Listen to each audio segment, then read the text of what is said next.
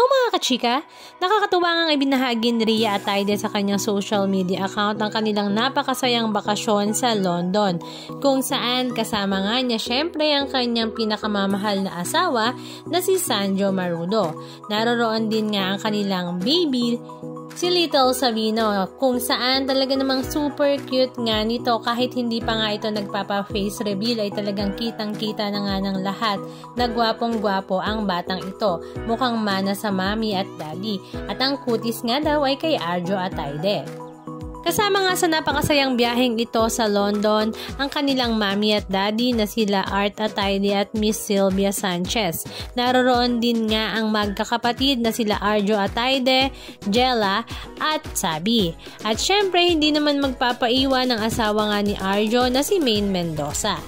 Ang lahat nga ay napapasana all at ito nga daw ay talagang masasabing travel goals dahil ang kanilang buong pamilya ay join nga sa biyaheng ito. Kaya naman very thankful nga rin daw si Rhea Atayde dahil nga mas madali nga para sa kanya kapag kasama nga niya ang kanyang pamilya, lalo't lalo nga kasama nga nila ang kanilang Little Sabino. Ang kanyang caption ay "Baby travel mode, a whole lot of love and a whole lot of more bags. Couldn't have done it without the best partner, Sandro Marudo, and of course our amazing village.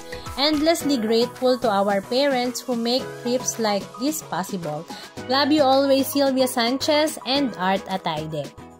Samantala, ang mga netizens naman ay talaga namang napapawaw nga rin kay Sandro Marudo dahil ito nga daw ay talagang nasa father era mode, kung saan talagang super asikaso nga niya ang kanyang Little Sabino.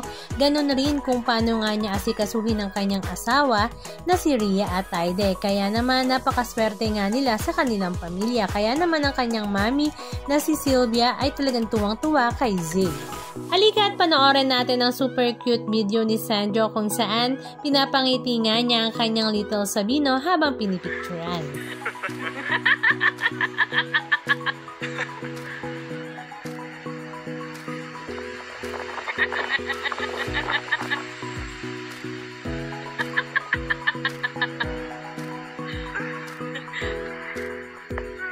Anong masasabi nyo mga kachika? Just comment down below. And please don't forget to subscribe. Thank you!